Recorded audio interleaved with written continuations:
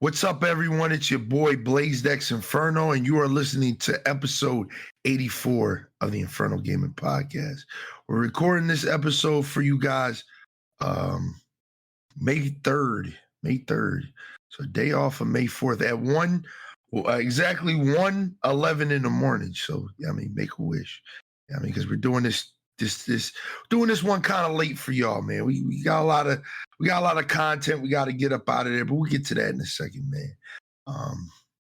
If you're new to the show, just know you can listen to us on YouTube, Spotify, Apple Podcasts, and more.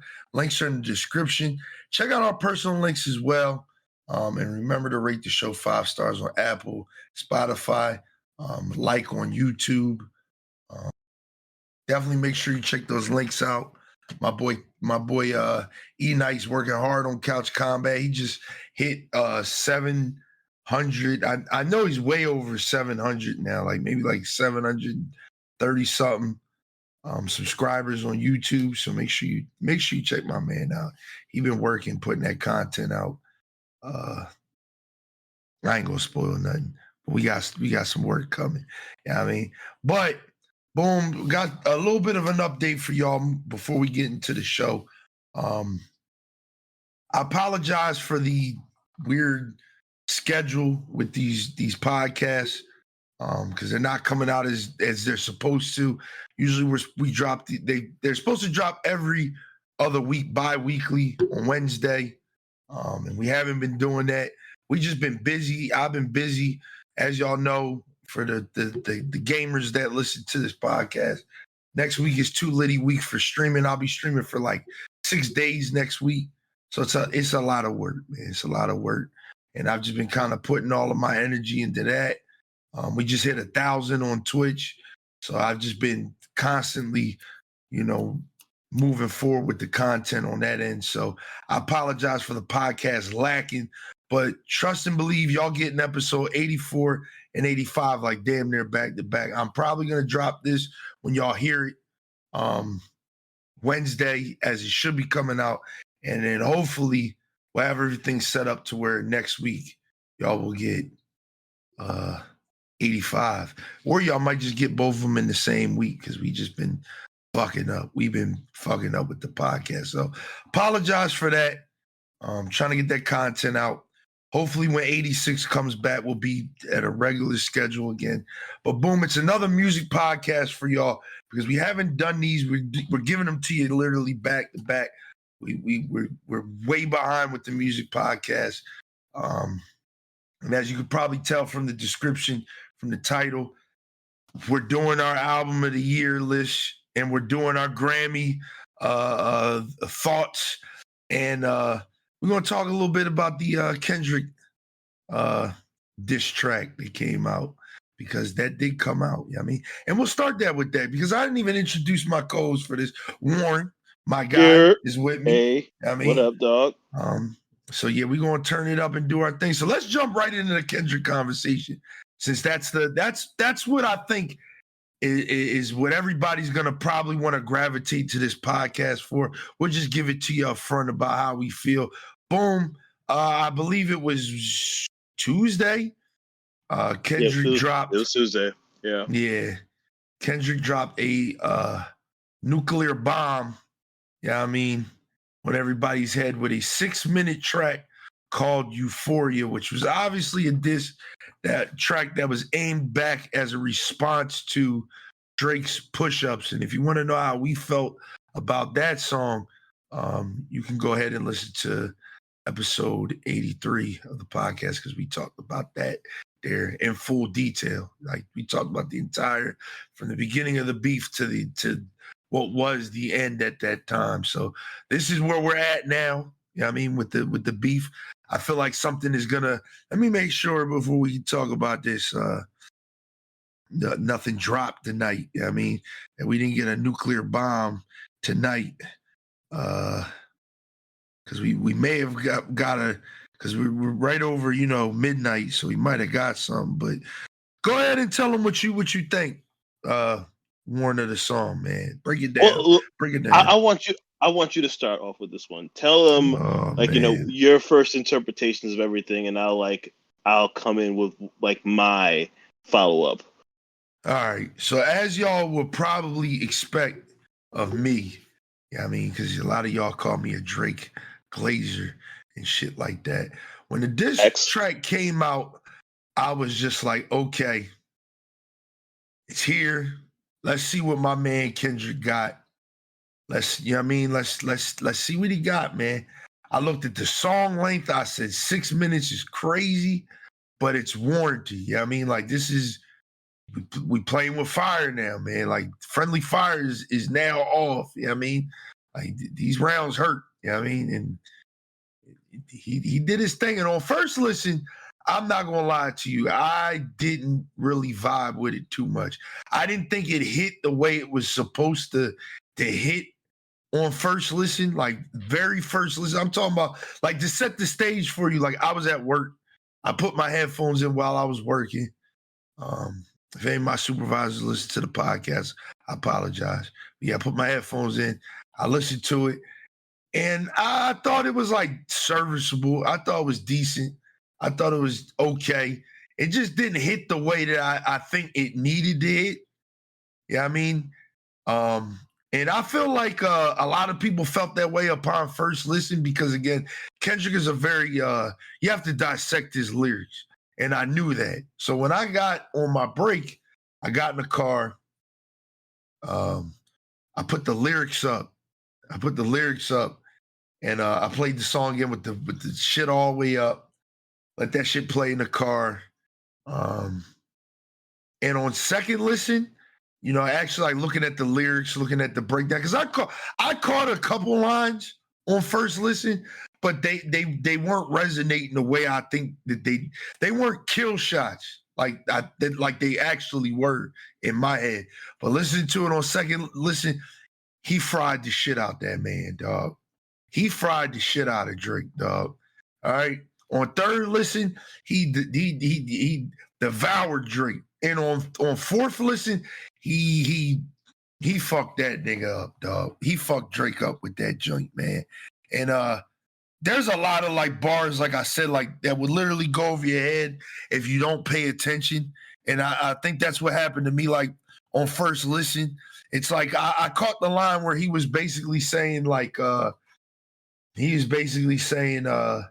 this is a friendly fade. I mean, I don't want basically shit to get violent. But, you know, everybody was clowning J. Cole for basically saying, hey, I mean, I don't want no problems. You know what I mean? So when I heard that, I was just like, oh, man. But when I listened to it the second time, I'm telling you, like, I caught everything.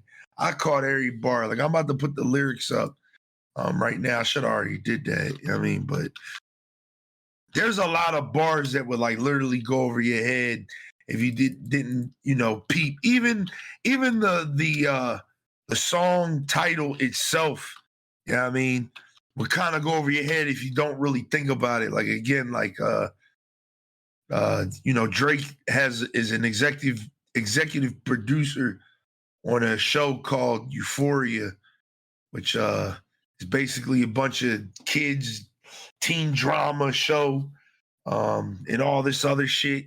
Even the songs cover, if you look at it, like the sentence they use to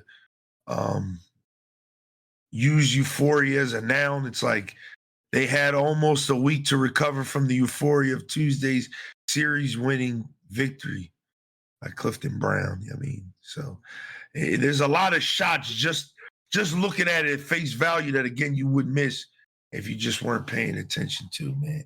Even the little like the intro with the Oz, which is in reverse. You know what I mean? Will go over your head if again you're not paying attention. But there's a lot of lines like I liked when he said fabricating stories on the family front because you heard Mr. Morale, a pathetic master manipulator. I can smell the tills on you now. You're not a rap artist, you're a scam artist with hopes of being accepted. He said Tommy Hilfiger stood out, but FUBU never had been in your collection. I like that. That was a good bar. You know what I mean? That's a good bar. Then he said, I make music that electrify him. You make music that pacify him. I could double down on that line, but I spare you this time. That's random acts of kindness. And he's basically going into Drake, fucking with minors and shit. You know what I mean? And then he says, no, you a master manipulator and habitual liar too, but don't tell no lie about me, and I won't tell truths about you. Which he said on another song. I can't remember which song it was. It was like another song that he said that, and that was like part of the chorus and shit. So I was like, oh shit, was he talking about Drake on that song too? He probably was, but then the second verse is where he kind of snaps and he goes in and says a lot of shit. I think the bar that stuck out with me, like biracial nigga, because again, Friendly Fire is indeed on in this motherfucker. He was hitting everybody. We'll break that down a little bit later, but he basically said what he said. Here's a line I like too. He said, the very first time I shot me a Drake, the homie had told me to aim it this way. I didn't point down enough. Today I'll show you I learned from those mistakes. Basically saying like, he didn't shoot, far enough down, to kill my man Drake, man. Which is crazy. Nice little bar. I appreciated that, man.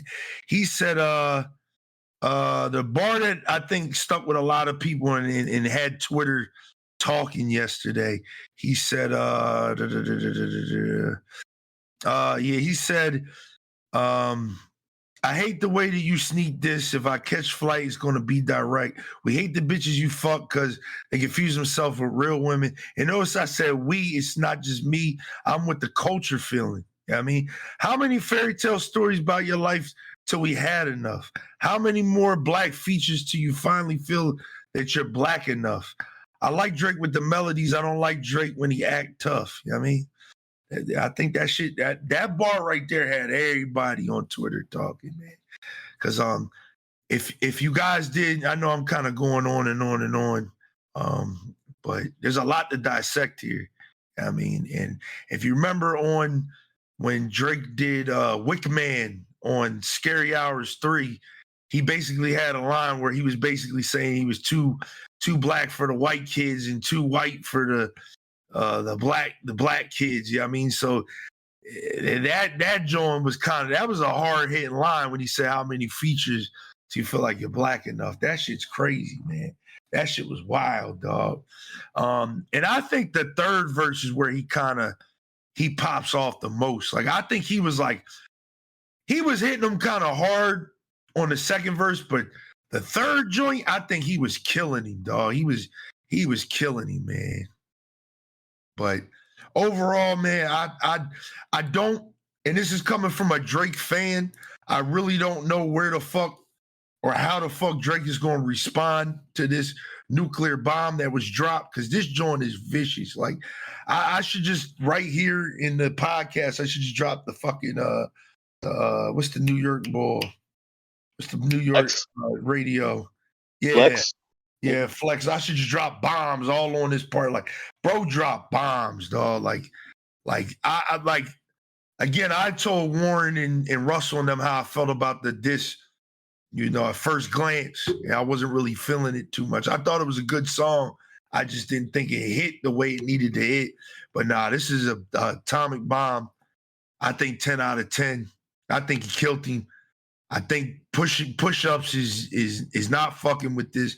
Even though push-ups was a nice song, I think Drake gotta really fuck with them writers now. He gotta get them writers together for the response to this joint. If he chooses to respond, which he gotta do it, man. He gotta do it because this shit kind of crazy. But does he? Yeah, I think he gotta respond, man. Let me ask you, for who? For himself, man. For himself, dog. But if he don't, does Drake get affected by any of this? Like, is there any? My issue when it comes to this, like the common space that we're in right now, when it comes to rap peeps, like when we're talking about these two artists in particular, what are the stakes? Because it doesn't seem like there are any. it just seems like it really does seem like sport at this point, and people just No, kind of real airing shit. sort of airing their grievances. But like back in like the 2000s, the winner or loser of this could potentially mean your career. I mean, we don't need to look Yeah, that far back and think about instances like T.I. Lil Flip or 50 Cent Ja Rule, instances like or Chingy Nelly, shit like that, where it's yeah, like if shit doesn't go well, and then this could mean like your entire credibility can be shot, and record sales and all that kind of stuff are going to be drastically impacted by the result of how everybody else perceives you. Drake is at a point right now where he is tantamount to being in Eminem territory where he cannot do no wrong. yeah. So like, Facts. I mean, we all can like, I think like we've talked about this probably even a couple times, both personally and maybe even on this podcast, about there's Drake and how what he means in the broader scale, and then there's Drake in regards to like the core hip hop culture and like the disconnect between what the two necessarily expect of him. He can't do no wrong as far as mass appeal is concerned. Like if he loses the supposed core cultural perspective of hip hop, I mean it's not like I think he's at a point in his career where like earlier on he wanted that respect and admiration, but now I think he's made conscious decisions in the path that he's decided in the music that he makes that he doesn't look for that anymore. So Yeah, if he loses the the respect and adoration of the hip hop collective, it's not going to hurt him in the least bit. I think everybody in the core hip hop collective will say, "Yeah, Pusha T ate this guy," but did that affect Drake in any way, shape, or form? No. I feel as though the ghostwriter thing has stuck to him in regards to like ammo for other people to kind of poke fun at and like look at and say like, "Hey, how can you consider yourself a top MC when you have this particular thing going on?" But has that stopped or hurt Drake in any bit? Not at all. So I mean, like, I when I look at this entire situation, part of me is like, who is this for other than like maybe our own entertainment? Because yeah. if Drake were to just not respond, I and think then Lauren, I think he's nothing happens. connected. Okay, okay. You disconnected for a second. Oh, can you hear me now? Yeah, we hear you now. Yeah. Wh- Um, Where I where did you last hear me off? just repeat your last sentence again. If Drake were to just not respond, he'd be fine. Okay. Nothing will happen in the grander scheme of things. People will talk, people will make fun or anything like that, but he'll release a project and it will be number one without any sort of effort, and it will have like I wouldn't say low quality, but low effort in the musical artistry aspect of it, like his last two projects have been, and it'll just be he will still succeed. He's transcended, the core hip This hop fan base. this is what I said on Twitter, and I think this is the most truest statement about all of this. I think, and there's a lot of people. There's a lot of people who have been waiting for Drake to just kind of fall off, man. Like they've been waiting on it. They've been praying on it probably since Views era, like right after that's like 2016, 2017. I think a lot of people have been kind of waiting for Drake to kind of fall off of where he's been at. So I think the thing about this beef that has been a fuel for a lot of Drake haters has been that we're finally getting to see, people kind of try to dethrone him. But in the grand scheme of things, right? Like this is an argument I hate people bring up because I got into a big talk with people on Twitter about this shit. Like I hate when people say like this is something I responded to.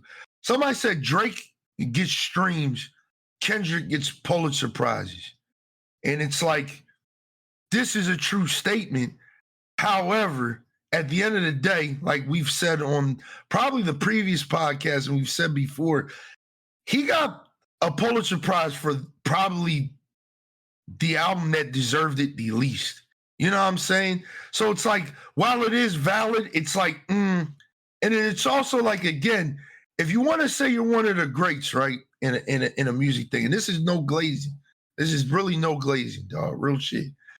if you really want to say you're the greatest at something, you would attract the masses, right? If you are somebody like a 50 Cent or a Little or Jay-Z, you gonna attract the masses, dog. No, I disagree with that wholeheartedly. All right. What's it? Because like to attract the masses, like sure there are artists that can achieve that. And you disconnected again, but I'm gonna just say this real quick. We know Drake does a lot of different shit. We know he does like the reggae, the pop shit. He does a bunch of different things that he bags that he taps in. So that's why he's as popular as he is. But at the same time, it's just like they're both great, man. And I really do think that they kind of stand shoulder to shoulder to each other in a sense. Like Cole said, they like the big three, man. Like I think they really, if there's like a triangle in hip hop, I really do think the trifecta is Cole, Kendrick, and Drake. You know what I mean? I just think the problem with Drake is he's like super mainstream and a lot of people don't like him. And not to cut you off too, another thing to add to that I was saying too on Twitter that I was saying to somebody, like, I think Drake's biggest problem for years, and as a fan saying this, Drake's biggest problem for years has been that he wants to be accepted so much by his peers, by the hip hop heads, by the Joe Buddens and shit. That's why, like, you seen on Scary Hours 3, like that Joe Budden shit really affected him. Like all the back talk from these hip hop moguls kind of talking down on him really affected him, because I think for a long time Drake has kind of wanted to be accepted, as an MC. But I think, again, it's kind of just tarnished by the fact that he came in this joint with the singing shit and all the soft shit and shit like that. It's kind of like the same way people used to look at LL Cool J back in the day. I mean, it's literally the same way. You know what I mean? But I think what always has hurt me as a Drake fan is like he's always tried to get that acceptance. And it's like I feel like Drake would just make his best work if he just did shit for his fans instead of just trying to appeal to the masses. I got to have a song for this person, that person, this person, that person. Got to have the bars, got to have this. It's like just do what your fan base loves the most, man. When you just in your bag. But that's kind of what he's doing right now, in a sense. Is he really, though? Yes. I don't feel that way. I disagree. His fan base is the masses. That's the thing about him, okay? I see what you're saying. We said this about the whole honestly never mind situation, okay? The mainstream Drake fans can see him pivot to all these sorts of things and will gravitate to it no matter what. That is like what is going to make him do the numbers. I don't think the Scary Hours little extras to the For All the Dog shit that didn't numbers wise didn't go well, even though that particular 4-pack or whatever, how many songs it was, catered to the hip-hop demographic. It was almost kind of in a way of him saying, listen, this is what happens if I were to strictly dedicate myself into doing only this. It's not going to generate the same sort of numbers. You guys complain and say that you guys want this. Well, here's what this is. And understandably so, it's not going to generate the numbers. He's playing the numbers game right now. So all the music that he's generating right now is for the masses. This is what his fans want. They want the TikTok shit. They want the Sexy Red features and all that kind of. They want all the stuff. Like he is. You're right. Pop. You're right. He's pop You're right. At this point. You're right. I agree with that too. And I don't think we should be comparing him to somebody like Kendrick, who, as far as artistry is concerned, at least this day and age, old Drake, you can say, had a bit more artistic integrity. And I feel as though at a certain point when you realize that even in his vulnerability and how he was able to express himself with projects such as Take Care, Nothing Was the Same. If you're reading this, It's Too Late, and it's still not garnered the respect that he felt though he deserved. I think at a certain point he just decided to give up and be like, I don't care. I've amassed this following and I'm going to run with it on this particular level. I'm just gonna run with it and be, who they don't want me to be. Yeah, man, I agree with that. I do agree with that. And like when Mos Def said his shit, or Yasin Bey, my fault. Don't want to disrespect the man. You know what I mean, when he said like, he doesn't consider Drake as a hip hop artist, I agree. I think Drake is really straight out of that, and that's probably that's more of the sentiment that I probably feel. And I'm gonna rephrase it right now. We gotta I be feel like if we're I feel thinking like about Drake needs to be comfortable with who he's become, dog. Like it's a sad realization that you've strayed so far away from where you began at with the bars and shit. But even then, he was still doing the singing shit. But it's like you're a pop icon now. There's nothing wrong with that. Just embrace that shit and do what you do and make the best music that you can for your fans, dog. But I definitely agree with you. I definitely agree with you. My thing is, I think he has embraced that, and again, we're living in what is the byproduct of that.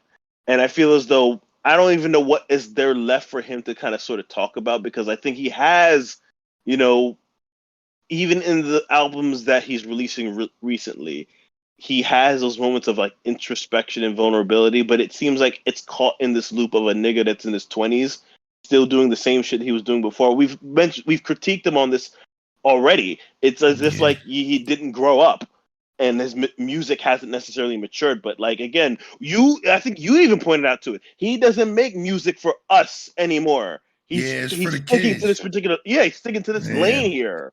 Really, all of this music nowadays is for the kids. Like it was for us. That shit back in like 2013, 2014, 2015, that was for us, man. That was for us. This music nowadays ain't for us, man.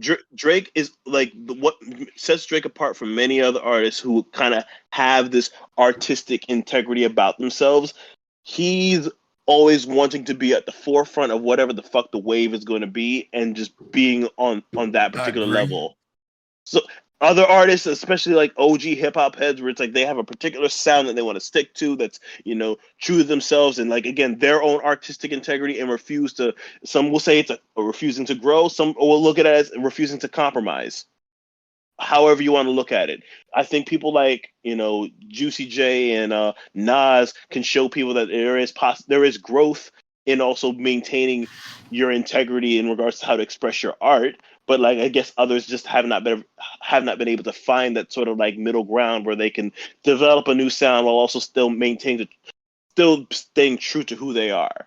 Drake will adopt a Spanish accent or something like that, and then just ride that particular wave all the way to the fucking bank. He will hop on some new artist track, give that artist a little bit of a boost, and ride the popularity of that particular song, while the artist will suffer because they will never follow up on their own without the Drake stimulus. Like, the Drake stimulus doesn't always work for other artists, but it's always benefited Drake.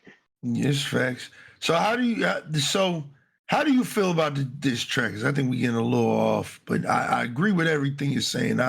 I do think, like, the grand scheme of things, Drake doesn't have to respond, but Drake being who he is, we know he's going to, because at the end of the day, he lives on those laws of hip hop. Of I mean, again, he didn't respond. You got to respond. He never responded to Push. Yeah, that's right. Did he? He kind of did on Scorpion. I feel like he did. They have like little like minor shots back and forth, but it's not a genuine response that people were respecting to an actual track dedicated towards him. Things were taken care of behind the scenes and whatnot, and we've just deaded that. But we've kind of have an understanding that Pusha won that, and you kind of like had other people take care of that to dead any sort of momentum that could have come from that. Okay, I see. All right. So yeah, you go ahead, man. Give your thoughts on the track, man. I will say this when it comes to like comparing this to the sort of push-ups track. It's a little bit, I don't want to say unfair, but it's like Drake was, at least in the first. I didn't listen to much of the TaylorMade. I didn't listen to that either. Yeah, I didn't even listen to that. But at least as far as push-ups is concerned, it kind of suffers from a divided attention, because he wasn't just having to come at Kendrick. He was coming at Future. It was bars from Metro. There's a little piece in there for Ja Morant. So there's a piece for Rick Ross. Like, it's a divided attention where he's like addressing all sorts of people and everything like that. And what I think in Euphoria's benefit is it's completely and totally about a singular target here. I don't think if anything, this isn't okay. I'll say this, all right, and this isn't necessarily a hot take necessarily. This is just my feelings about it. I feel as though Kendrick Lamar is the person that people think Eminem is, whereas like, oh yeah, you don't want to say this man's name, otherwise he'll do all this about you and everything like that. But like, again, we have nothing to prove that when it comes to Eminem, when it comes to anything major is concerned. Meanwhile, like, they've been saying like, Kendrick Lamar is that guy. You don't want to have to say nothing about him, otherwise he will unleash a wrath upon you. And sure enough, I don't look at this as like any sort of knockout blow or like, anything that's like, super, super duper heavy.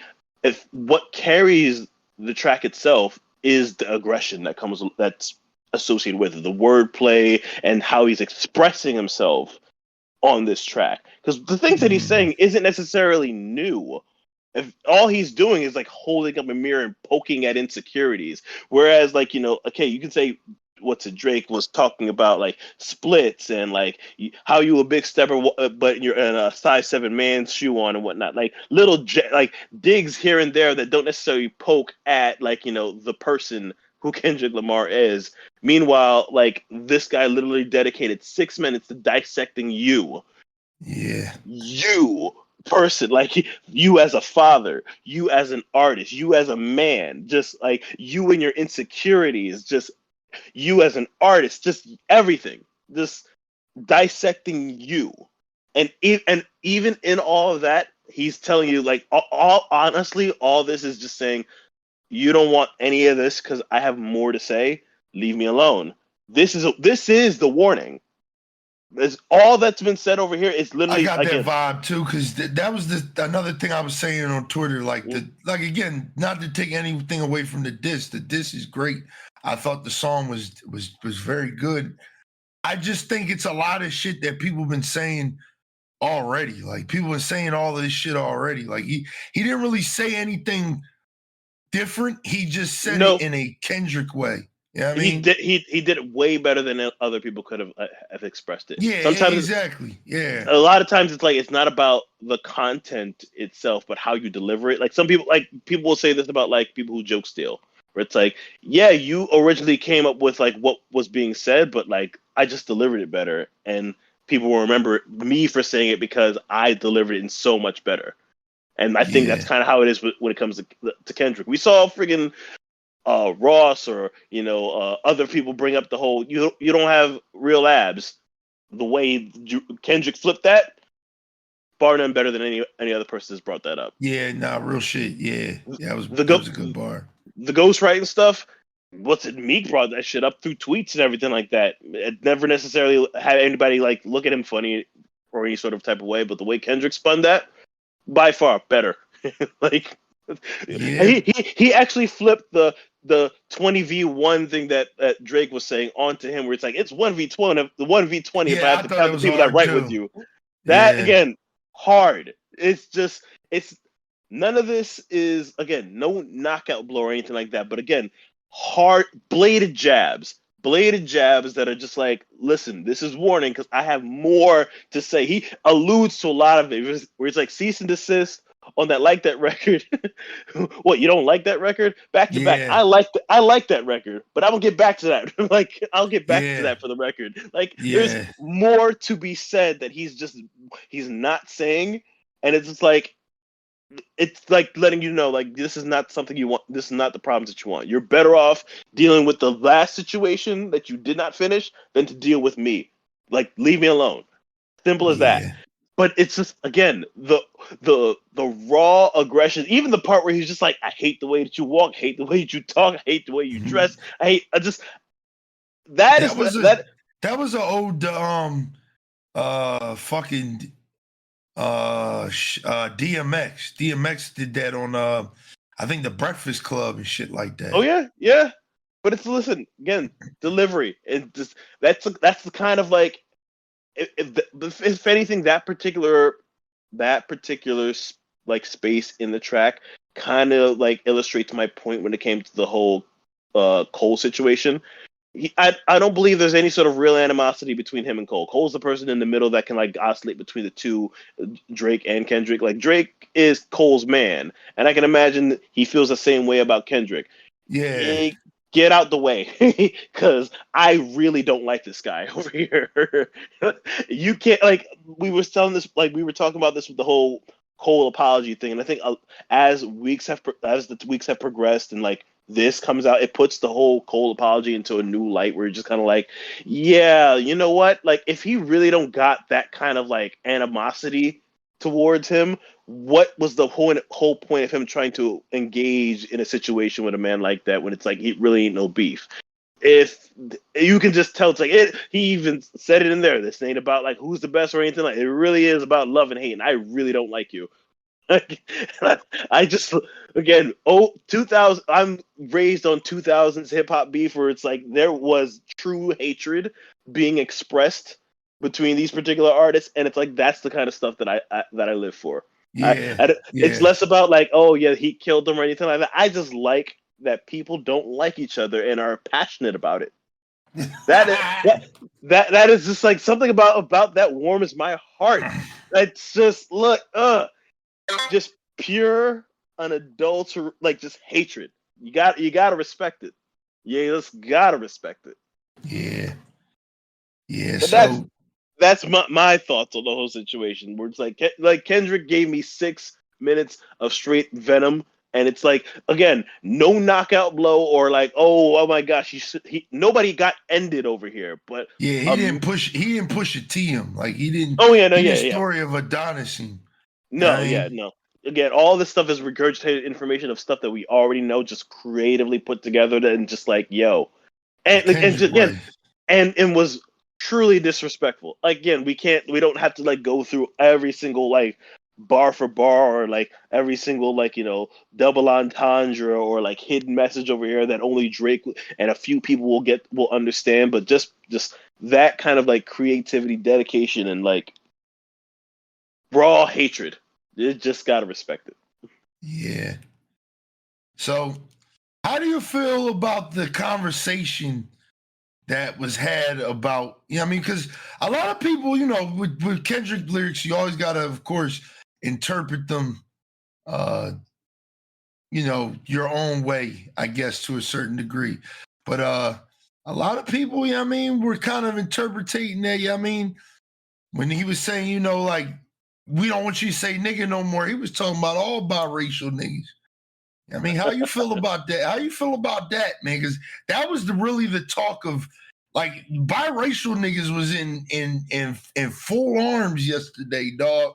Trying to defend themselves on Twitter and Spanish niggas too was getting it. They was getting it too. Like Spanish niggas was coming at Fat Joe. Like, we don't want to hear that nigga say it neither. It's just like, God damn. Like that just speaks to the power that like this like Kendrick has when it's like he didn't even allude to that in that any type of sort of way. He was kind of like it's almost like playing on Rick Ross calling him white boy pretty much. Like playing on the insecurities where it's like you're like yes, you're biracial and everything and like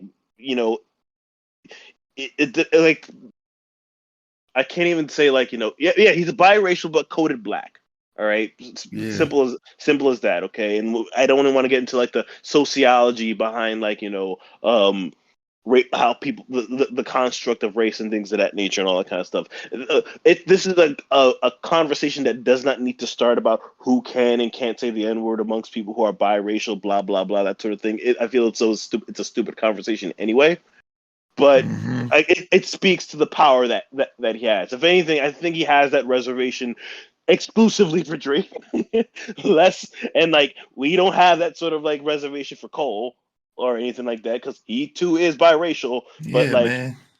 you look at him and it's like, yeah, you see a black man and whatnot. I think the bigger picture, what he was trying to paint out was, yeah, you're biracial and everything like that, but what I see is a man that's trying to pretend to be black. Yeah, Like facts. that's the I think that's the idea where it's like it's cringeworthy coming from you because we know who you are and where you're coming from. It's kind of, listen, it can be cringeworthy coming from a black person who does not like have that type of sort of persona about him. Where Yeah, it's like, yes, you're black and you may be quote unquote entitled to utilize that word, but it just doesn't sound right coming from you because you just don't have for lack of a better term, the je ne sais quoi about you that makes it seem that when you say nigga, it sounds right. I've come across people like that too, where yeah, it's me just like, too. where it's like, yeah, you have right to use it, but when it rolls off your tongue, it doesn't sound fluid. You obviously don't use it like that. So it's like Yeah, coming from somebody like you, yeah, it just sounds like it's coming up from a white guy. Some people might interpret it differently. Who knows? I mean, listen, he called Taylor Swift a nigga. All right, that should have been a yeah. red flag for a lot of folk. Listen, man, you know, my boy was just playing, but he was like, yo, he came to me. He was like, yo, Cole said Kendrick said you can't say nigga no more, man. I said, man, you don't get the fuck out of my face, nigga. Like, what the fuck? Like, you know what I mean? Like, I'm more, you know, I'm not trying to like get into a crazy talk about it because like I ain't gonna lie to you. Like, Twitter was on fire with the shit yesterday, and I think it was more so because I think we were starting to see the issue that I've been having with niggas for a long time, by the way, because I've been had this smoke on Twitter for y'all niggas. But I think we're starting to see the way some black Americans actually are. You know what I mean? Like, you know what I mean? And the ignorance, I guess, of certain black Americans. Because like I said, man, like I really don't and I don't condone that shit, but it's like I really don't give a fuck who says the shit. Like I really don't care. You know what I mean, I don't think you should say like for real. Like in the grand scheme of things, like you go to like other countries like the UK and shit like that, Africa, like it's frowned upon to like call somebody a nigga. Yeah, I mean it's not endearing. It's not a great thing. Like yo, man, like you know what I mean. Like, yo, what's up, my nigga? Like, yeah, I mean, they're not looking at it like that. A lot of people would take that to disrespect. And there's a lot of old heads in this country that would take it to, you know, some form of disrespect as well. You know what I mean? I feel as though this is a debate, a conversation not suitable for a music podcast. Facts.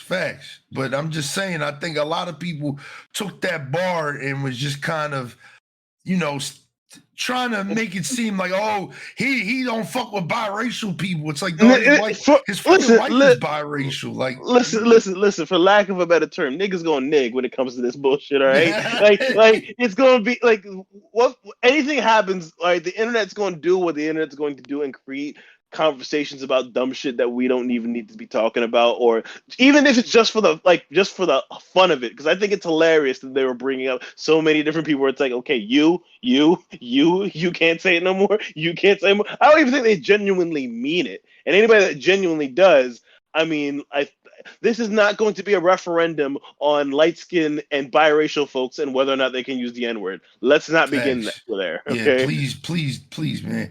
As Twitter was killing me yesterday, dog. It's like I'm really starting to see like a lot of y'all. This will blow over. Relax. Yeah.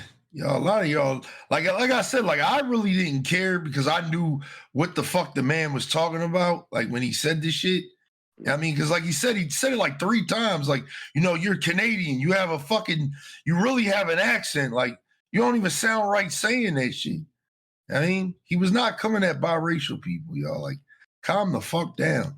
And like I said, I know biracial people that was just they was defending the shit out themselves. Like, chill out, bro. Like, I mean, like I said, like at the end of the day, it's like I told people in a talk I've had about the same topic a couple months ago. Like, if I didn't tell people I was biracial, you would not know. You would not fucking know, dog. You can't just look at me and be like, oh yeah. Some people can. Some people looked at me and be like, yo, you got like a white mom or something, don't you? You know what I mean? But a lot of people can't pick that shit up from me from the beginning. And like I said, it's just a lot of ignorance, man. Like, I cut that don't shit think out, man. this is not the right platform for you to express your biracial insecurities, my brother. I'm gonna We take can that. I'm move. gonna take it to Twitter again. We can we can move on. Nah, but yeah, diss track was fire. I fucked with it. Yeah, I mean, I think Kenny killed him, though. I mean, and y'all know, y'all, you know what I mean? Y'all call me the Drake Glazer, you know what I mean? The Drake Glazer. You know what I mean? The OVO fanboy, man. Listen, I don't think he's gonna be able to respond with anything that's gonna be remotely as good as this shit, man. But it is what it is, man. It is what it is. All right, man. So let's keep this show moving and let's get into kind of the meat of the podcast today, man. Let's talk about the meat of the podcast, which is we're late as shit with this, but our 2023 best albums and maybe worst albums too. I mean, we might talk about that as well as we move along with this. But we're gonna do 5 albums, and we're not gonna do it like how we did the gaming podcast, where we gave you like 5, and it was like our number 1 was our favorite, and our 5th was our number 5 was the least favorite. We're gonna give it to you in a sense of just like 5 albums that we really enjoyed. And we may even say like, hey, this was our favorite of the year. But I mean, to rank these albums is kind of difficult, man, to be honest. Because at the end of the day, I think me and Warren agreed on this before the podcast started. Last year was kind of mid, man. Like last year kind of sucked, man. I wouldn't even put it as mid. It's trash. Yeah, last year kind of just sucked. So this year is already better than last year, Doug. That's how bad last year was. I want you to give some honorable mentions, man. What you know, what are your some albums that you really liked of last year, but you wouldn't say like top 5 or anything like that? Glaucoma from Key Glock, I would say is an honorable mention. True. Shout out to Key Glock, man. What's it? I'm gonna say Gunna, A Gift and a Curse, definitely honorable mention for sure because like really? him coming. Yeah. That's an honorable mention, shit. Honorable mention. I also give the Across the Spider-Verse Metro Boomin project. Definitely gets an honorable mention as well. Okay. And last but not least, anything that Nas dropped gets an honorable mention. Okay. That's a good list. I think for me, like honorable mentions would be like looking back. I want to say again, my Drake haters are gonna love me on this episode. I would say an honorable mention would be For All the Dogs. Like I said, I don't think it was like the best album of this year. I don't even think it's in my top 5 for real. Like I don't really think about that all day today. Like is that album? Because I did give it a lot of playtime, but I don't think it's in my top 5. Like to be fair with you, I mean to be real with our fans. Yeah, I mean I don't think it would be in my top 5 or anything. I enjoyed the record, but I don't think it's the best. I'll say the same thing with the Metro album, the Spider-Man joint. I really didn't, I didn't fuck with it too hard, but I didn't think it was like super bad or anything. Just really thinking about what came out last year. Like I said, last year was so fucking mid. I mean, it's kind of hard to think about what really came out and be like, oh, shout out to this album, shout out to that. I say honorable mention to the Pink Tape by Uzi. Yeah, I mean, shout out to Uzi that I really didn't fuck with the album. But, yeah, I mean, it was a nice little project by him. I mean, nonetheless, I wouldn't say it's like the worst project of the year, but it's like, again, it's definitely not in my top 5 or anything like that. I'll say honorable mention to the Thug joint, even though it was kind of disappointing. You know what I mean? I say honorable mention to that. Yeah, that's all I got, man. For real. Last year was kind of ass. I mean, shout out Hall and Nash. They came out literally December 29th of last year. Cole and Nash by Conway and Westside Gun. So shout out to them for them 2 projects. For that project. Yeah, last year I say Lucky with Sex, Money, Drugs. I did fuck with that project. And shout out Offset too. Offset dropped a fire album as well, man. But what do you think was their worst album you listened to last year? The worst album that I listened to last year? Shit. I have to look at this motherfucking list and whatnot, because there was a lot of albums I just straight up avoided altogether. I mean, what's it? Pistols and Pearls was not a good album, to be quite honest. It had like 2 songs that I liked, but like that was not a good album. No. Business is business. Oh God. Really? It was just a bunch of throwaways, man. Yeah, It was a bunch I of gave it throwaways. an honorable mention. I give it an honorable mention for that. Like he worked with what he had with that joint, man. It's not him. That's the thing. It's like that's why I'm saying it's one of the worst, because it's like it's not Thug. Didn't, I don't know if Thug had a hand in even constructing what was like pulling from the vault to make this. Yeah, I think he did. I think he had a say in like. I think it was the label. I say it was all label. I disagree. I don't think so. I think he played a big part in that joint. But I mean, the worst album. I think I'm gonna stand with you on that Pistols and Pearl joint, man. That was Kodak at his just lowest, dog. Like just drugged the fuck out and just not making very good music, man. So I really didn't like the project at all. I mean, I liked that one song, the Dirk McGirt joint. That shit was hard. Other than that project is like a strong 2 out of 10 to me, man. And it only gets that because that song goes so fucking hard. But yeah, what is one of your favorites, man? And break it down for us, man. One of my favorites? No order. Like I said, we're giving 5 of our favorite albums in no order. You know what I mean? All right. So we're going Give 5 us an explanation of why. Yeah. Well, do you do one and then I'll do one and then you do one and I'll do one. Okay. I'm gonna start. Yeah. I'm gonna start with the easy one, like the easier ones first, and then work my way down to kind of like more. I was thinking the same. Yeah, I'm gonna start with Utopia. Okay. I think like nothing more needs to be said. It was a great follow up to Travis Scott's Astroworld, and honestly worth the wait, in my opinion.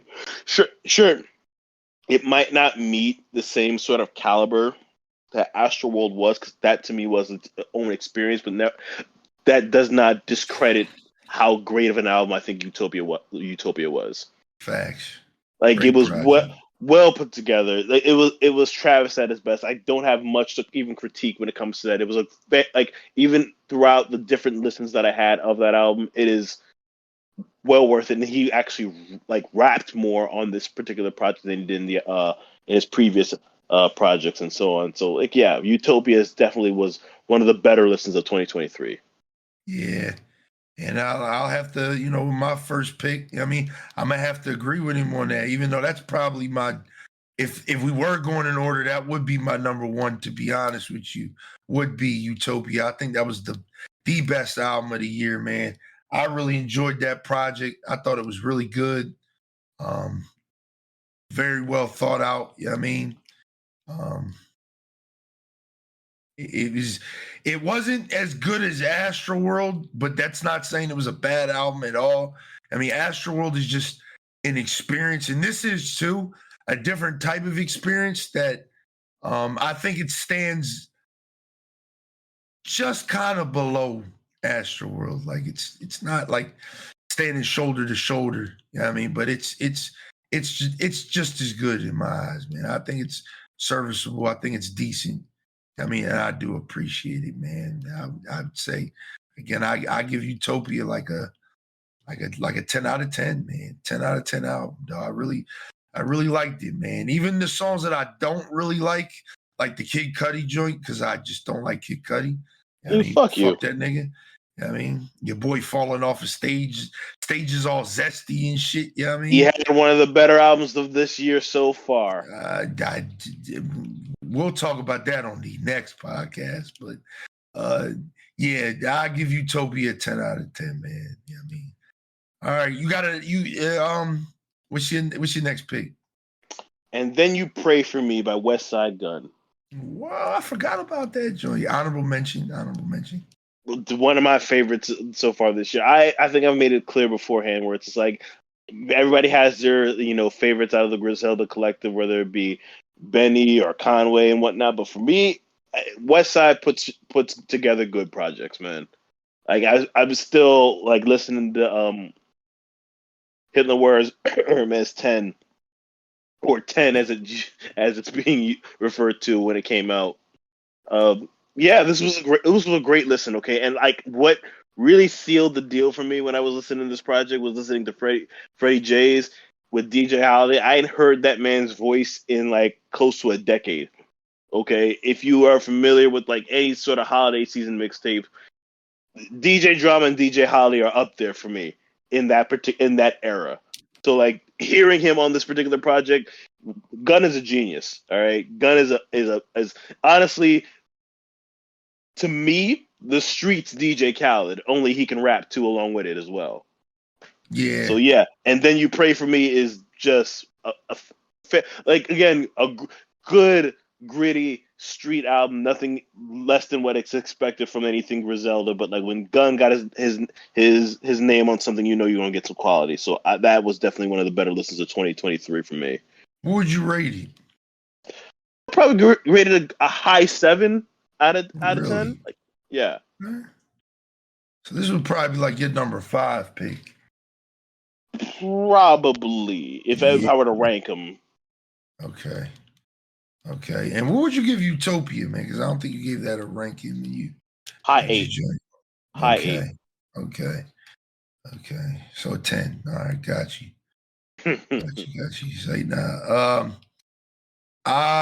Me next. I'm gonna go with what a lot of people may be surprised by, but may not be surprised by if you were around me a lot this year coming up. I'll go with Almost Healed by Lil Durk.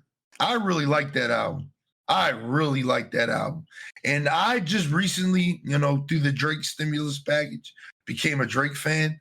Or a Durk fan. Like that was my first time on Laugh Now, Cry Later that I heard Durk since like dead ass Remember My Name back in like 2015 or something. So it was like, it's kind of refreshing to see him.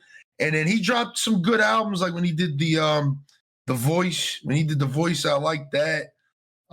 He did the thing with Lil Baby. I fucked with that. Where every track sounded exactly the same. Yeah, I fucked with it. I mean, God. It was a nice little play. Like it wasn't like terrible. It's just something you kind of like just put on, you vibe to. You just kind of enjoy yourself. Like I really didn't think too much of it. I do not listen to that joint to this day. Fucking to this day. Pele. Nah, I listen to joint with Thug all the time off that joint. I think it's called Hats Off. I listen to that joint all the time off of that Voice in the Hero joint. To this day. But Pele Coat was my number 1 most listened to song of 2023. So that should let you know that I really like that Durk album. I really fucked with it. The J. Cole song. And it's a nice album, dog.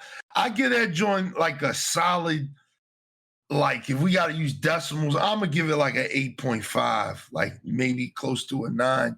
This would probably be like my number 3 spot, maybe number 2 spot.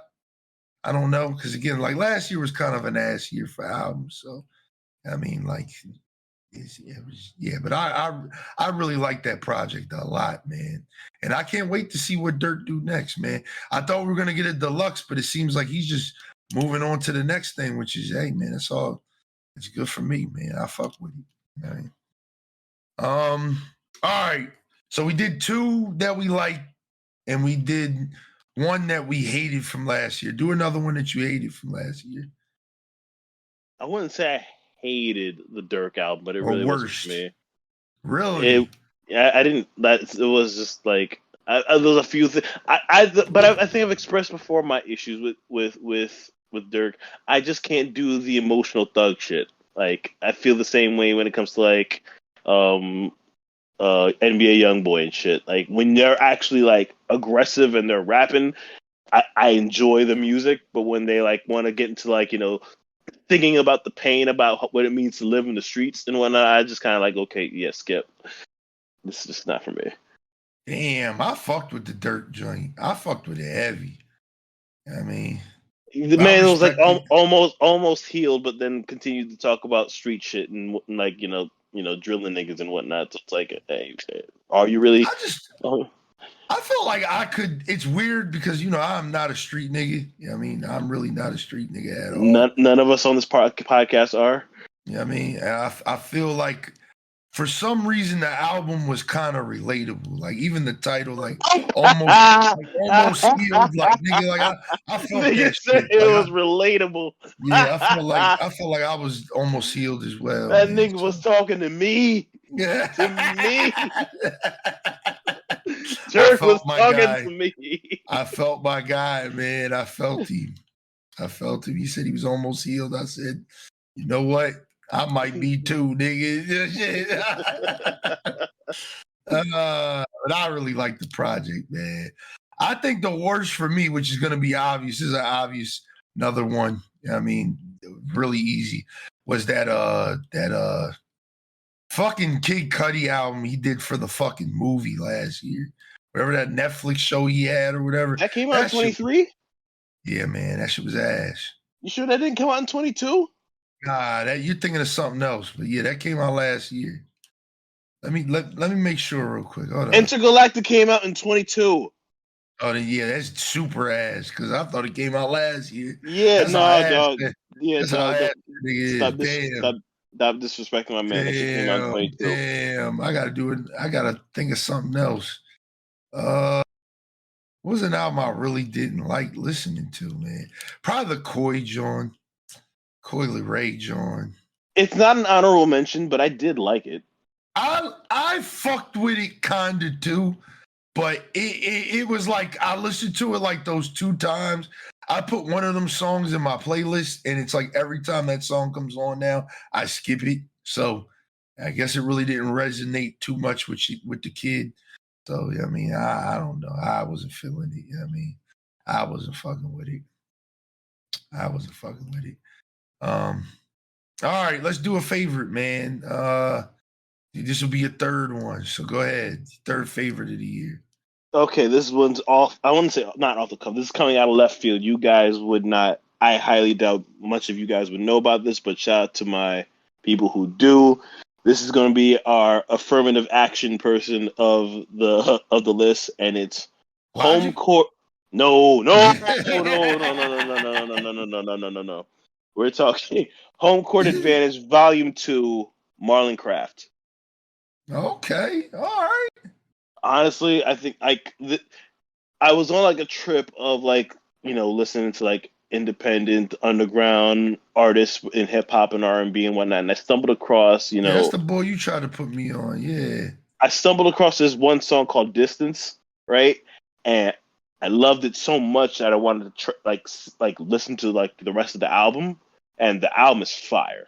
Like if you are looking for like a New York sound that is just like still has its soul to it, and the Bull White, like I didn't even know that. And it's one of those things where it's like you didn't know Bull White until you actually see the guy. You're like, oh shit, it's a white dude that's spitting all this type of stuff, and it is just loyal to the soil, straight New York shit. It is a fantastic listen. Like this is like uncorrupted, just real rap shit. I've highly advised anyone to listen to Home Court Advantage Volume 2. Even listen, if you're an NBA Street fan and whatnot, the cover art alone will just make you go like, "Yo, this right here art was kind of hard. Yeah, it's tough." Well, and listen, and Bull is nice. I highly just, I'm like he made me want to check out like, okay, whatever this guy comes out with next, okay, I'm gonna follow what this guy's doing. Okay, all right. Where would you rate that joint? I would say maybe like a low 8. Okay, all right. Okay. All right, so my third favorite of the year, again, like I said, we're going in no order. It's going to have to go to Gunna Wanna. Yeah, I mean, my boy Gunna Wanna with his comeback fucking album. What's that joint called? The Gift and the Curse. Amazing album. Amazing. Not like necessary. Like let me rephrase that. It wasn't like amazing, but it was pretty damn good, man. I'm not gonna lie, it was pretty damn good. Like it has some songs on there that I really just do not vibe with. Like I really don't fuck with P Angels too much. Like when that joint come on, like I might let it play. So it's got some skippables on that joint, but overall, like the project wasn't bad, man. The project wasn't bad. I mean, and I really liked it. Had one of the hardest songs of the year on it with Rodeo and Rodeo Drive, which that was one of my favorite songs of last year. I love that joint. Yeah, man. I fucked with the record. I think I'm gonna give it a high 8.5 ish, maybe close to a 9. Again, like I said, last year was kind of mid, man. So we picking from the best of the mid. You know what I mean? Really think about it. So there were gems here sprinkled here and there. You just had to look for them. Yeah. All right, man. So give us your this will be your fourth pick. Give us your fourth pick, man. We're not doing a hate one for this one. All right, we can do a hate one. Let's do a hate one, man. Because one really just came across my mind real quick. Go for it, man. Let us know. Jackman by freaking Jack Harlow. That's the joint when he was rapping his ass off, right? I wouldn't even call it rapping his ass off. I didn't need it. I fucked with that joint, man. It was all right. It was probably slightly better than his last project. Like, listen, the lines are getting blurred between album and project because this came a bit too soon from that previous album, and I was like, all right, I don't know what it is. Even the cover is kind of weird to me, so I was like, no, I'm good. I can do without it. Ain't nothing like I don't think the last two projects though. Like I did save things from it. I don't think I saved anything from this one. Okay, all right. Shit, my bro caught a fucking crazy stray. And I don't hate on Jack Harlow the way a lot of people do with him. I just know his music touches a demographic that I no longer belong to, but I still appreciate him for what he does bring. And he is talented.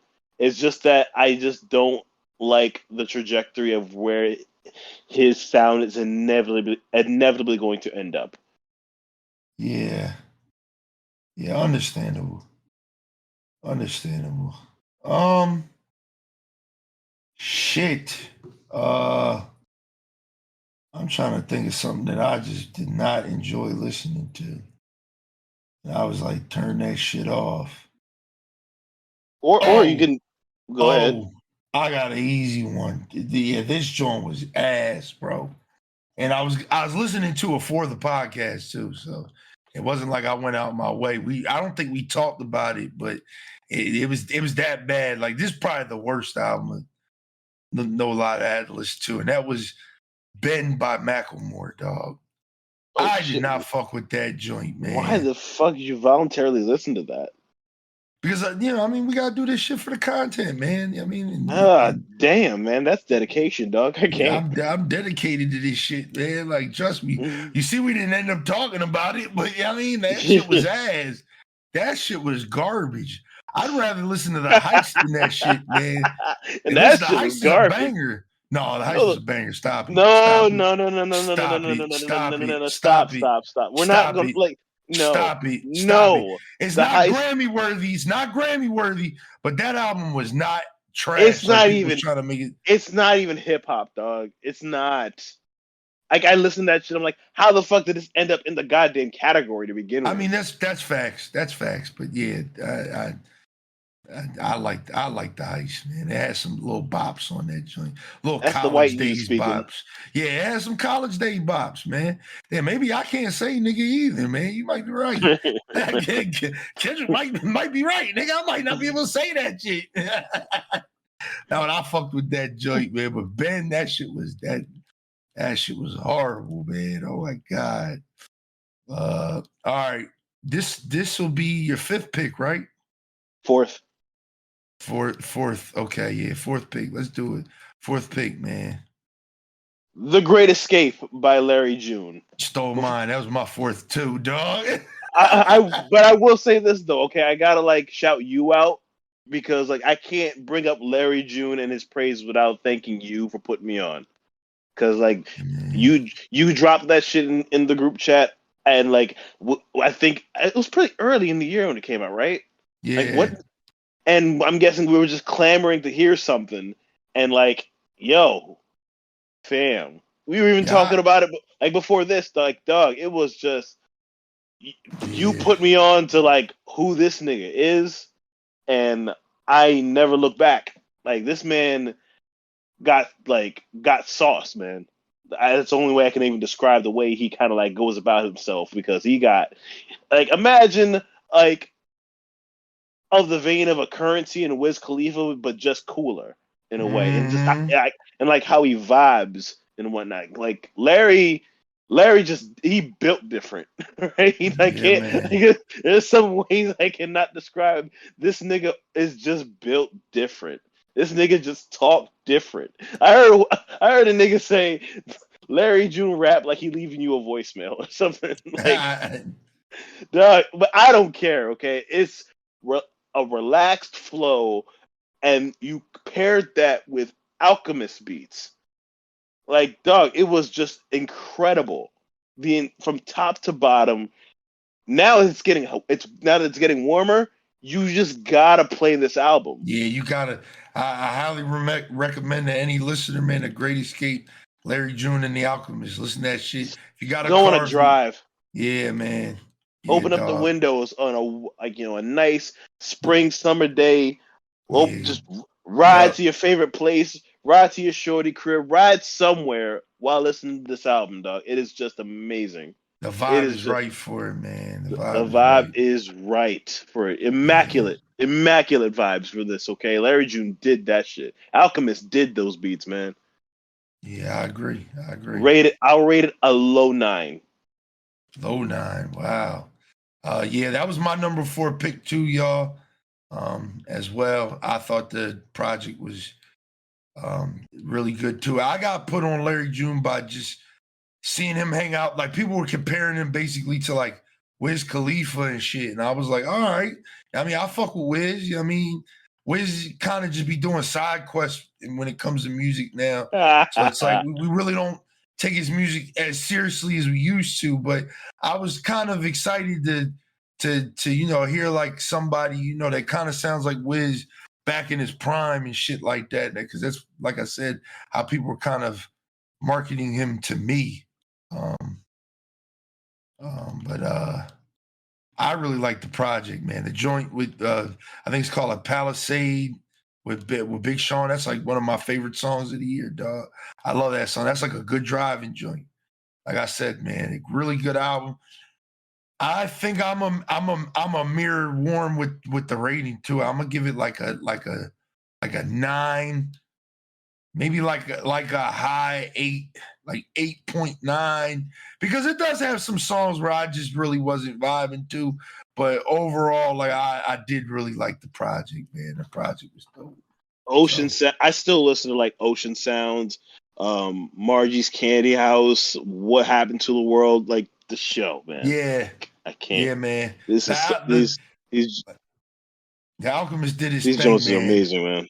Yeah, did his thing, man. The chemistry those two have to even work like that it really shows, man. Please, if there's any album that we talk about on a podcast, anybody's listening, make sure you listen to that joint, man. I highly recommend. Highly recommend. All right, so let's do another album we hate, man. Another one we ain't really fucking with, man. What you thinking, man? What you thinking? Hold on, let me look back on it. Well, I mean, I'm not going to say I hated this album, but it was underwhelming, and it's going to be For All the Dogs by Drake. Ooh, god damn.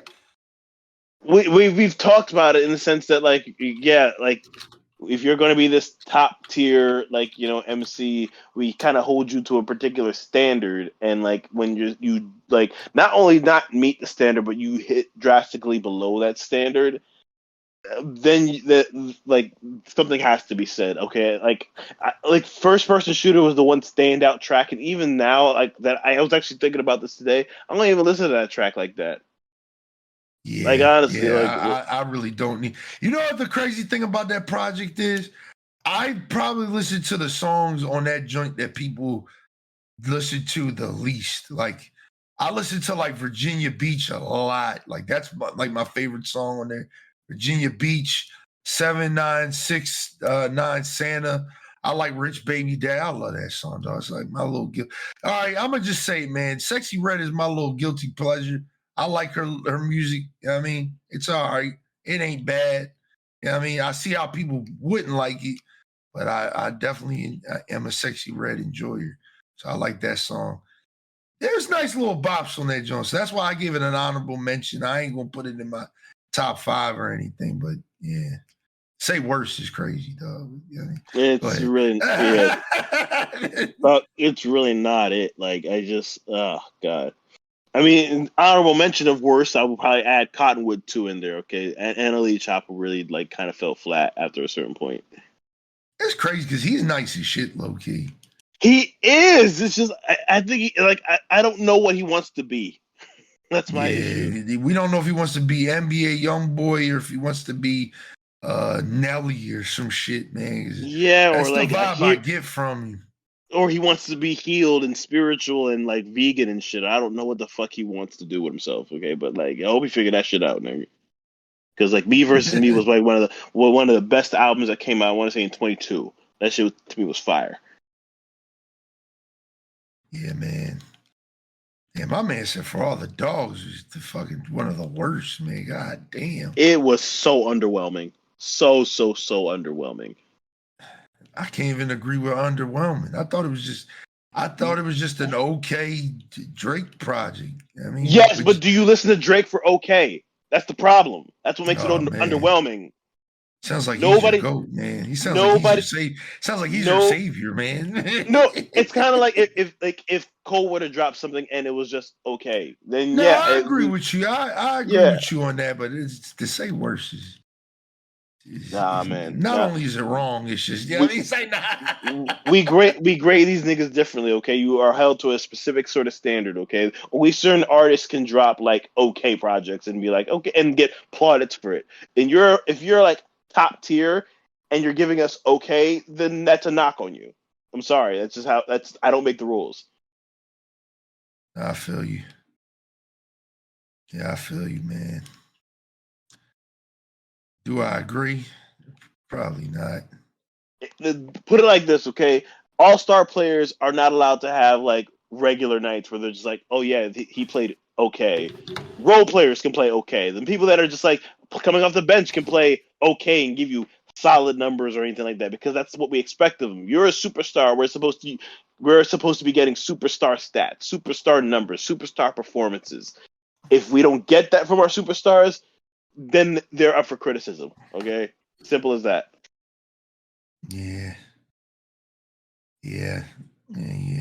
All right, so this will be a good segue into our next topic.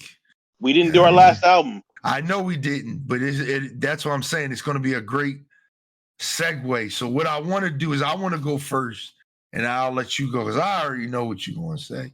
I already know. So, I mean, I'm not even. I mean, I'm gonna say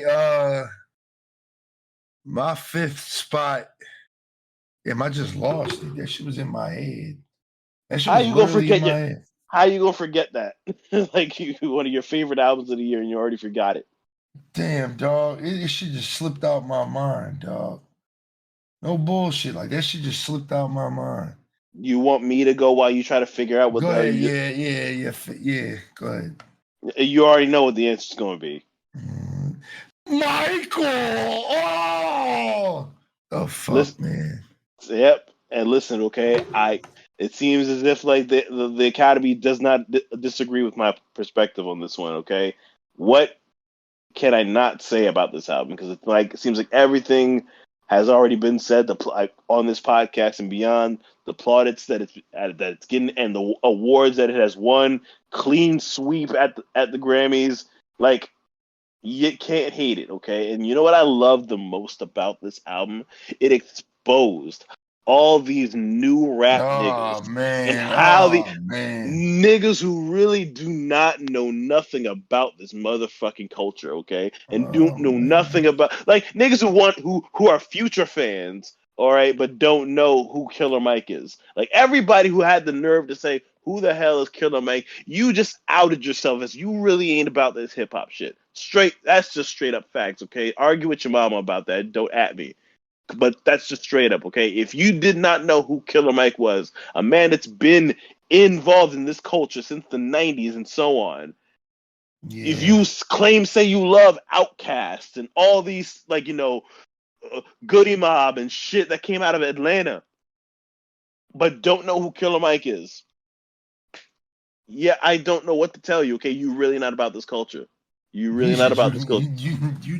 You can't sit with us. God damn. No, you're not allowed to say nigga no more, too, okay? Straight up. Again, I don't make the rules, all right? Yeah. Independently crafted, all right? The money that he put was literally independently raised from him and his fucking wife, all right? So, like, no label backing or telling him to make specific type of records or anything like that. The features and everything was just, from track 1 and onward, okay? This is... Bro doing tricks on it, man. God damn. Slow down, man. Nigga, if in a year that's been full of just mid and disappointment from, like, people who you expected more from and everything like that, to get an album of this kind of quality put together was just such a refreshment. So like, yeah. Listen, I don't gotta say much more about it. All right. All I'm saying is the proof's in the pudding, and all you hating ass niggas can suck a dick. Straight up. Damn. Y'all don't know or love hip hop like y'all say y'all do. This is true. I'll give it an honorable mention. I mean, it's not in my top 5. I also want to give 2 other honorable mentions real quick that I forgot about. I want to give an honorable mention to the Nicki album, even though it was a flop, and we're gonna call it what it is, Barbs. I'm sorry. And like my man said, I don't make the rules, but that joint definitely was a flop, a Floposaurus Rex. But it was a decent little project. Like, I wouldn't say it was bad. Like, that joint was a nice little listen, dog. It was cool. Floposaurus Rex. Yeah, like it wasn't like terrible or anything. I fucked with it. I mean, but yeah, I don't know about this one, dog. And then I want to give a shout out to my boy Ken Carson with a great Chaos, man. That was a good project that I listened to. I'm also going to give an honorable mention to Meek and Ross too, as well. I forgot to mention them. They had a good album. See, that was gonna be my number 5, and then I rethought about it, and I'm gonna give my number 5 spot to the most unexpected album. This is probably my number. Like, if I had to put them in order, this would probably be my least favorite. But I enjoyed the project enough to where it does garner a top 5 spot. Favorite is gonna be Scarlet by Doja Cat, dog. I fuck with that joint, dog. I can respect it. It was acclaimed. I fucked with that joint, dog. I mean, I'm not saying it's better than. Look, I'm not saying it's better than the Killer Mike joint. I don't think it is. I just think level of enjoyability, I enjoyed it more. I mean, I think at a certain point with that Michael album, I just kind of like stopped enjoying it. I mean, I liked the first like 7 songs because I listened to it when the deluxe was out. So I listened to like the first like 7, 8, 9 songs, and I was really liking it. And then I think after that Future joint, I was kind of over it. I was like, all right, man. All right. But Scarlet is dope, man. Wet Vagina is a good song. Agora Hills is crazy. I'm trying to say everything but Paint the Town Red because I fucking hate that song. I fucking hate that song. But TikTok has a way of like ruining things for people. yeah, TikTok ruined that joint. I like Demons. I like Go Off. I like that's a little good girly album. I like The Tension a lot. I thought that was a really good song. I thought the album was decent, man, and I really played it a lot, like back in like November, December. So it's like it's kind of got recency bias at the same time. You know what I mean, to that regard, like because it came out so recently. That's probably why I'm giving it the spot that it is. It was honestly between this and the Offset joint, to be honest. Like they are literally tied because I enjoy the Offset joint too, but I just think the Offset joint is a little bloated, and it at a certain point it does just get to the point where I'm like, all right, man, I'm ready to, to wrap this joint up and continue on with my life and shit. So Continue with my life. but yeah, the project was dope, man. Scarlett was dope. Shout out to the girlies, man. I know y'all gonna love me for this one, man. Yeah. Shit. But yeah, that's our top fives, man. I think it was a pretty good list, man. If you respect it, if you respect it, if you don't eat it, dick. It's ours, not yours.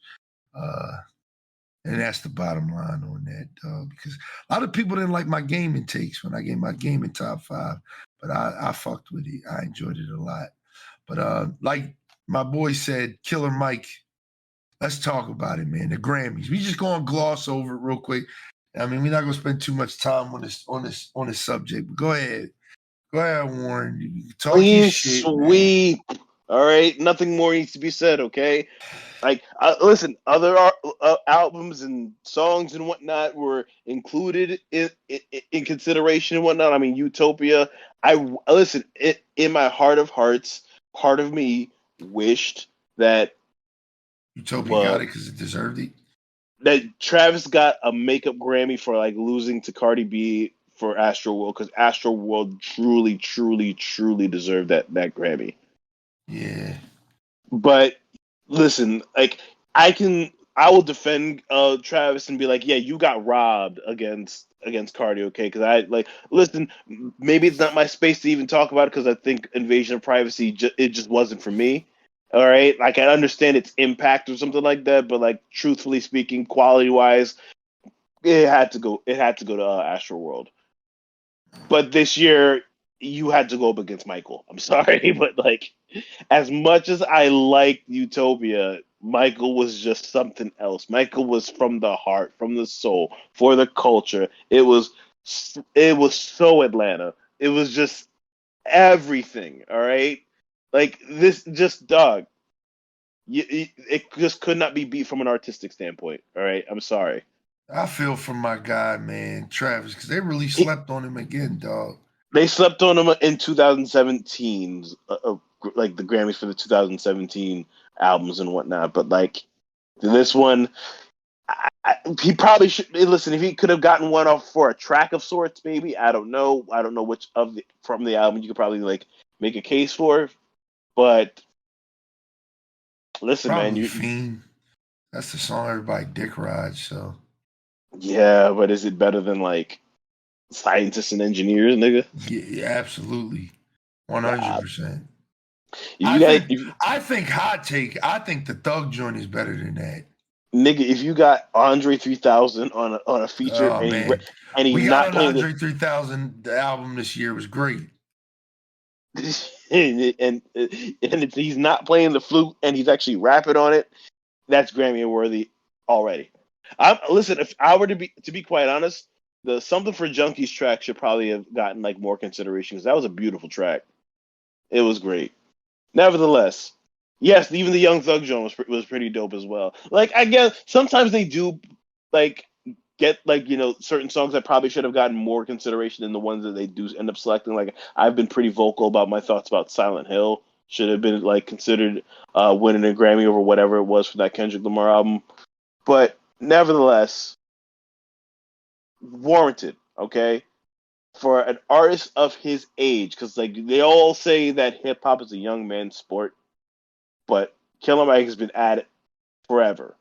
and having known Killer Mike, not being like I was not there for the Run the Jewel stuff. Okay, I'll freely admit that because I was never necessarily my You thing. never picked that joint on that Piff? I'll listen to that I've never been a Run the Jewels kind of person. However, but like Killer Mike has always been like known as the person next to the guy. Like he was always next to Outkast, you know, he was a feature artist. It was almost like Atlantis PD Crack in a way. But just being next to the person who's like the main focus. But for him to have this light at this stage in his career, mind you, he's been around since the 90s. Like this in the 2020s, approaching mid 2020s, to be the focus and for you to clean sweep at the Grammys, that's inspirational shit right there, man. That you got to tip your hat off to something like that for somebody who's still motivated, who still felt that it was his time to just be like, now is my time to announce myself to the world in this particular manner. Dog, this is stuff of legend, all right? You cannot hate on that. You cannot hate on that. Yeah, I guess, man. Travis got robbed, dog. We just gonna keep it at that, man. He got robbed in 2018. That's about it. Okay, he just lost to in any other year Utopia wins, but then you run up into like this. Honestly, like if Michael drops in like 2024 or like 2022 or something like that, it's up there. It's that good of an album. It just becomes even more elevated because everything else around it was just so meh that like I was upset that Larry June never got considered, but it's like it's a politics thing. He's not like it ain't his time yet. Yeah, it's like you're not that much known, but you're coming up. But like that is a solid project that should have been up there, just by like artistic standards alone. But listen, man. Sorry, Travis. I'm sorry. Like at this point in his career, he should be considered a Grammy-winning artist. And like it's kind of like, what more does this man have to do to get that sort of accolade? But man, listen, man. I can't take anything away from Michael.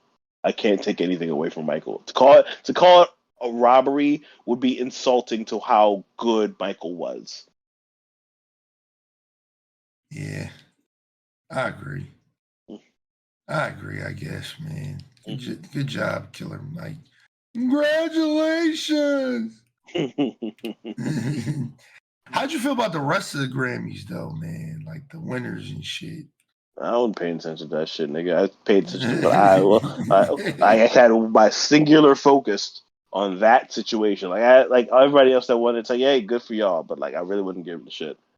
I'm just glad that I'm like so far since 2020, 2021, I've been 3 for 3 as far as like rap album of the year is concerned. I got Call Me If You Get Lost, Mr. Morale, The Big Steppers, and Michael on this. Okay, my taste is impeccable, nigga.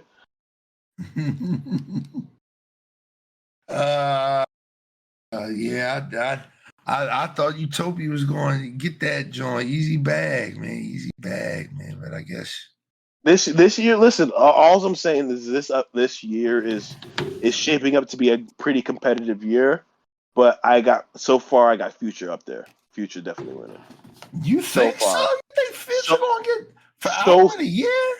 So far, as it stands, but the fall off can come out, and now it's just like, okay, the conversation is different. Rhapsody's dropping this month, so I'm excited about that too. Like there's so much left. We ain't even halfway through the year, but like as of right now, what's winning to me is Future. 21 Savage is somewhere in there too, but like Future is number one.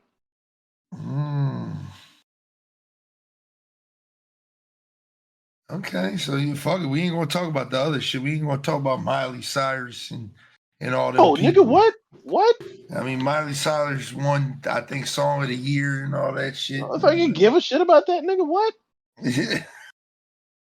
Like, sure, like I guess motherfuckers got upset that Beyonce didn't win out, like whatever the fuck. Oh yeah, album of the year for the dance album and whatnot. But like, Yeah, she I found that Rob, man. that's they squabble, I suppose. But like, you know what, man? You trying to Hey, tell our listeners you don't fuck with the Beehive, dog? listen, I respect it. That's all I can say. He said that is all on that conversation. Mhm. That's crazy, man. Mhm.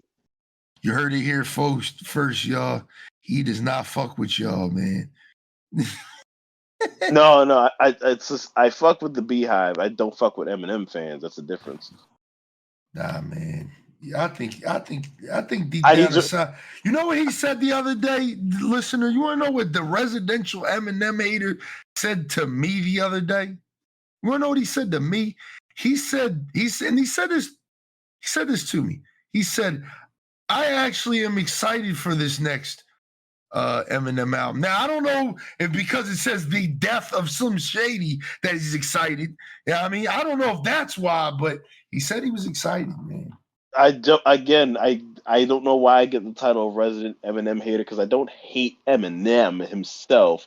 I hate a lot of what he like represents more so, and it's not even his fault. That's the thing. It's like I didn't ask for these things. It's like it's the curse of being white in a black space and shit. It's like you're getting all these accolades and like things coming your way where it's like, if anything, Eminem knows how it feels to be like black in a white world where you got constantly question yourself whether it's like, am I, getting all of this due to my hard work and the merits that I've kind of earned, or is this because of the color of my skin? This is being given to me as if I'm some sort of charity case. I think Eminem experiences that to some degree in the hip hop space, where it's like, am I as great of an artist based on like my skill, or am I just benefiting off my whiteness? And I think it can be a bit of both for him. But that's for a conversation for a different time. Yeah, we gotta have that Eminem. Why does Warren hate Eminem podcast one day? Oh, this One is a day. laundry list of things for real, that like we need to have tough conversations That is about. crazy. But I will reiterate, okay, Kendrick Lamar is who they think Eminem is. Yeah, I kind of agree. I feel like I kind of agree. Facts, man. It's only facts. I feel like I kind of agree. Until niggas can tell me who Eminem really beefed with like that, and with a prominent artist of sorts besides that isn't Benzino, then we can talk. But until then, Kendrick Lamar is him. He is that guy. He is that person you do not want smoke with. All right. Well, with that being said, man, I think we're gonna end it there, man. That was a good conversation. So we learned a lot. We learned that Warren is a hater. Still, Warren wants me to stop saying the N word, so I stop right now. I mean, nah, man. Maybe we'll talk about that more on a different podcast. But like I said, y'all, is there anything else you want to talk about before we wrap this one up? All I would really want to say is like I think everybody just needs to chill out when it comes to like their immediate takes and dissections of like diss tracks. I just miss the era where in which we didn't have a platform where we kind of had to spew off our hot takes about shit all the goddamn time rather than just enjoying what's happening before us. Just let things happen and enjoy it for what it is, and the culture will do what the culture does. Nobody needs to die here, okay? Which I don't, and I don't think it will happen. But still, okay, tone down your expectations. This is 2024. All right, Yeah, shit ain't that deep. yeah, and I second that, man. Like I said, like I mean, everybody's, I mean, everybody's got an opinion, man. But sometimes we gotta look at the bigger picture, man. Sometimes we gotta look at the bigger picture. That's all I'll say on that. If you want more on that, just go follow me on Twitter, BLAZEDxENFERNO, man. You already know what it is. Shameless Um, plug. yeah, but yeah, I think that's it, man. Like I said, this has been Nice little podcast. The next one you're getting is definitely a gaming podcast because we got some shit we got to talk about over here in the gaming space. I mean, so we're going to talk about that the next time we get a chance to. And then after that, we might try to do another music podcast for y'all because we owe y'all an album retrospective, and we still got to do our reviews on the albums that came out this year so far. Because we've had some decent music. I mean, we've only talked about really this year the future albums, but there's more to that than that. So on the next one, I mean, so yeah, y'all. As always, make sure you guys check out the links in the description. Make sure you like the podcast, all that stuff. Rate it 5 stars if you listen on Spotify and all that shit. Help us grow, man. Share it with your friends, maybe. Comment on the YouTube video if you want to. You know what I mean? Do whatever you want, man. Check me out over at twitch.tv/BLAZEDxENFERNO, where I'm going to be turning up all next week for 2 Liddy week, or all this week because y'all be listening to this. You'll be listening to this during 2 Liddy weeks. So, yeah, make sure y'all come out 24-hour stream on Friday. It'll be lit. Yeah, I'll see y'all on the next one. Take it easy, y'all. Peace.